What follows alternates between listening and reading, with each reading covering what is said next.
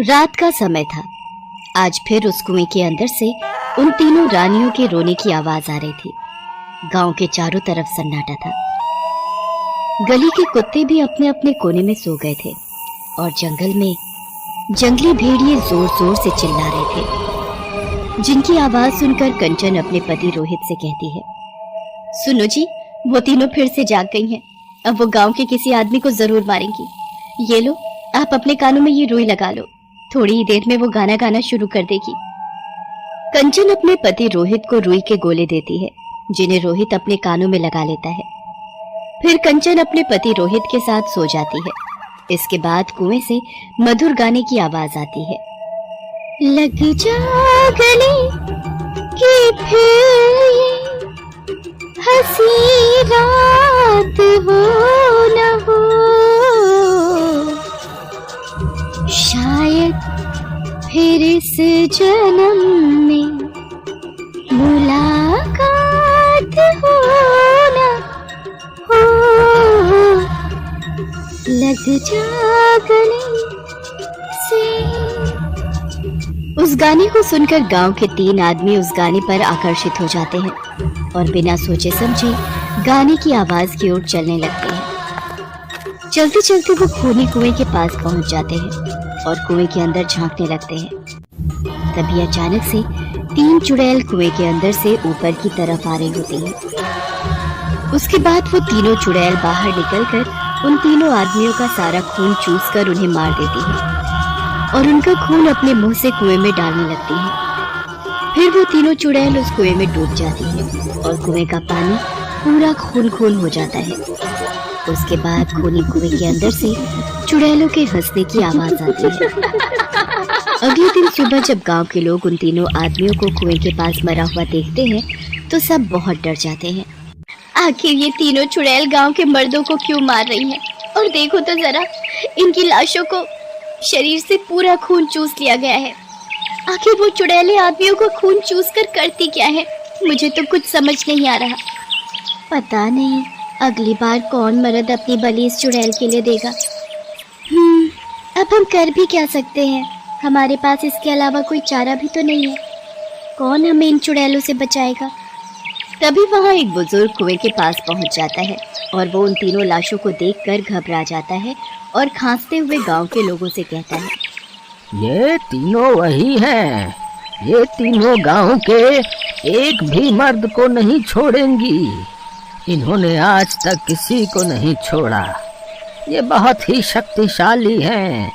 इनका कोई कुछ नहीं बिगाड़ सकता। हम लोगों को भैरव बाबा की मदद लेनी चाहिए। अरे दादाजी, आखिर ये भैरव बाबा है कौन? भैरव बाबा बहुत ज्ञानी और शक्तिशाली हैं।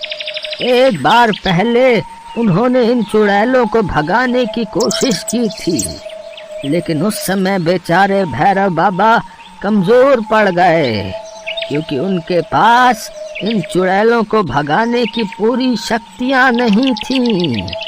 परंतु अब वो कई सालों से तपस्या कर रहे हैं। अगर हम उनसे मदद मांगें तो वो हमारी मदद जरूर करेंगे। हाँ।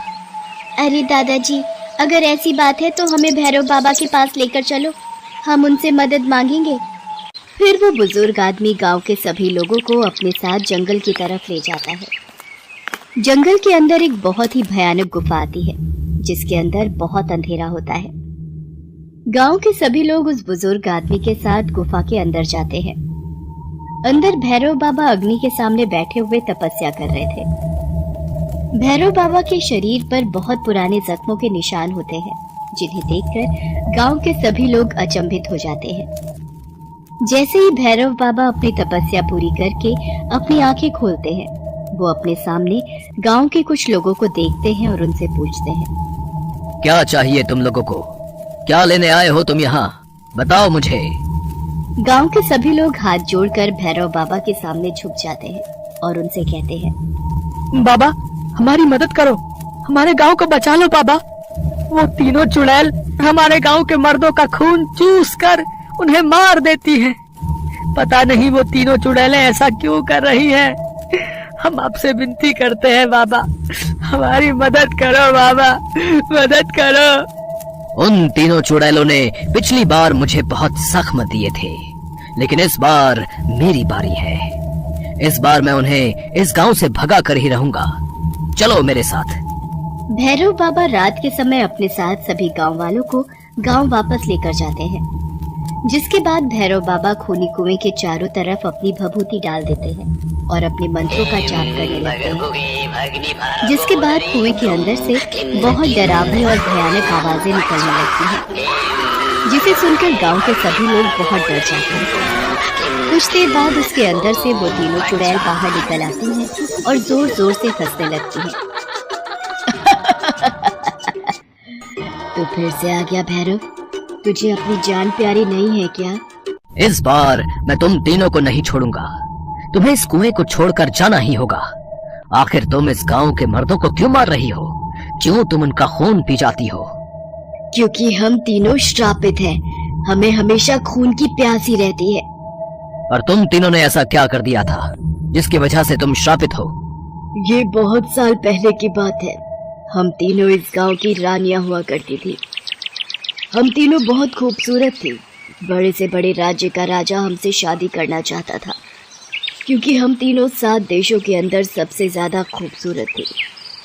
हमने बहुत बड़े बड़े घरों के रिश्ते ठुकरा दिए थे, लेकिन धीरे धीरे उम्र बढ़ने के कारण हमारे चेहरे पर हल्की हल्की झुर्रियां और शरीर में कमजोरी आने लगी, जिसके बाद हम तीनों बहुत परेशान हो गए थे। एक दिन रात को हम तीनों आपस में बातें कर रहे थे। दीदी देखो तो, हमारे चेहरे पर हल्की हल्की झुर्रियां आ रही हैं। अगर ये ऐसे ही रहे तो धीरे धीरे हम अपनी खूबसूरती खो देंगे। तुम सही कह रही हो रागिनी, हम अपनी खूबसूरती ऐसे नहीं खो सकते, लेकिन हम क्या करें, उम्र के साथ साथ ये सब तो होता ही है। दोनों की नजर तीसरी रानी गीतांजलि पर पड़ती है। गीतांजलि की उम्र के बाद भी वो उन दोनों से खूबसूरत दिख रही थी, जिसके बाद वो दोनों गीतांजलि से उसकी खूबसूरती का राज पूछने लगी। उनके पूछने पर गीतांजलि ने उन्हें काले जादू के बारे में बताया, जिसे सुनकर उन्हें कुछ समझ नहीं आया, लेकिन उन दोनों को उसी की तरह हमेशा खूबसूरत दिखना था। तभी उसने उन दोनों से कहा, अगर तुम दोनों भी उस काले जादू को सीख लेती हो तो तुम भी खूबसूरत दिखोगी, और हमारी खूबसूरती के आगे फिर कोई टिक नहीं पाएगा। हमेशा हम ऐसे ही खूबसूरत दिखेंगे। दोनों ने गीतांजलि की बात मान ली और काला जादू सीख लिया। और गीतांजलि ने उनसे कहा, जब भी अमावस्या की रात आएगी, हमें बस मर्दों को बहला फुसलाकर उनकी जान लेनी है, उन्हें मारकर कुएं के अंदर फेंकना है। जब हम उन्हें कुएं के अंदर फेंकेंगे तो कुएं का पानी लाल हो जाएगा। उसके बाद हमें उस कुएं में डुबकी लगाकर नहाना है। ऐसा हर अमावस्या की रात को करने से हमारी खूबसूरती हमेशा के लिए ऐसे ही बरकरार रहेगी। गीतांजलि की बात सुनकर बाकी 2 रानियां परेशान हो गई थीं, लेकिन वो खूबसूरती के लिए कुछ भी करने को तैयार थीं। जैसा उसने कहा, वो दोनों उसी तरह मर्दों को बहला फुसलाकर लाने लगी और उन्हें मारकर कुएं में फेंकने लगी। और उसी पानी में नहाकर जब वो बाहर निकलती तो उनका चेहरा पहले से भी ज्यादा सुंदर दिखने लगा। अपनी खूबसूरती के लिए तीनों पागल थी और तीनों हर अमावस्या की रात को यही किया करती थी। लेकिन एक अमावस्या की रात वहां पहले से ही 3 मर्द दिखाई दे रहे थे, जिन्हें देखकर वो तीनों मर्दों पर आकर्षित हो गई और उनको उन तीनों लड़कों से प्यार हो गया। इतने सुंदर मर्द हमारे गांव में कहां से आ गए? मुझे तो इनको देखकर ही प्यार हो गया है। लगता है हम तीनों को अपने अपने हमसफर मिल गए हैं। उस दिन के बाद से उन्होंने उन तीनों मर्दों के बारे में जानना शुरू कर दिया, जिसके बाद ये पता चला कि वो तीनों एक बहुत ही प्रसिद्ध बाबा के बेटे हैं, लेकिन वो तीनों पहले से ही शादीशुदा थे। उन तीनों ने उन मर्दों को शादी करने के लिए बहुत ललचाया, परंतु वो तीनों अपनी पत्नियों से बहुत प्यार करते थे। उसके बाद उन तीनों को उन मर्दों पर गुस्सा आया और उन तीनों ने उन्हें अमावस्या की रात को कुएं के पास बुलाकर मार दिया और कुएं में फेंक दिया। जैसे ही वो तीनों कुएं में डुबकी लगाने वाली थी, वहां तांत्रिक बाबा पहुंच गए। उन्होंने कुएं के अंदर झांक कर देखा तो उनके तीनों बेटे मरे हुए थे। ये देखकर तांत्रिक बाबा को बहुत गुस्सा आया और उन्होंने रोते हुए उन तीनों को श्राप दे दिया। तुम तीनों ने मेरे बेटे छीन लिए, मैं तुम तीनों को श्राप देता हूँ। आज के बाद तुम तीनों चुड़ैल के रूप में कुएं के अंदर ही रहोगी और गांव वालों का खून पियोगी। तुम हमेशा खून की प्यासी रहोगी। वो काली रात उनकी खूबसूरती की आखिरी रात थी। उस दिन वो तीनों चुड़ैल के रूप में आ गई, जिसके बाद वो उस कुएं में रहने लगी और गांव के मर्दों का खून पीने लगी। उनकी ये कहानी सुनकर भैरव बाबा ने उनसे कहा, अब तुम्हें इस कुएं को छोड़कर जाना होगा। नहीं नहीं, हम यहाँ से कहीं नहीं जाएंगे। हमें खून पीने में बहुत मजा आता है। कई बार समझाने के बाद भी वो तीनों भैरव बाबा की बात नहीं सुनती। उसके बाद तांत्रिक बाबा अपने झोले से कुछ हड्डियों को निकालकर उन्हें घेरे में रख देते हैं और फिर मंत्र जपने लगते हैं। उसके बाद वो उन हड्डियों को जला देते हैं और उन हड्डियों के साथ साथ वो चुड़ैलें भी जलकर राख हो जाती हैं। फिर गांव वालों को कुएं की चुड़ैलों से हमेशा हमेशा के लिए छुटकारा मिल जाता है।